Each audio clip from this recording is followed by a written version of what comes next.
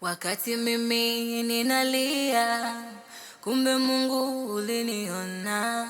Nisulie, nilichojifunza ni subira, maombi lazima yajibiwe kwa wakati wake uliokusudiwa.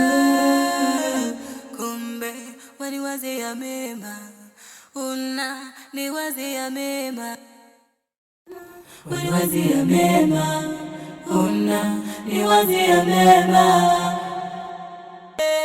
Mungu uliponitoa, kuna wakati nilipata majaribu, nikasema acha nisimulie mimi mambo ya nyuma, ili watu wajue Mungu uliponitoa. Kuna wakati nilipata majaribu, nikasema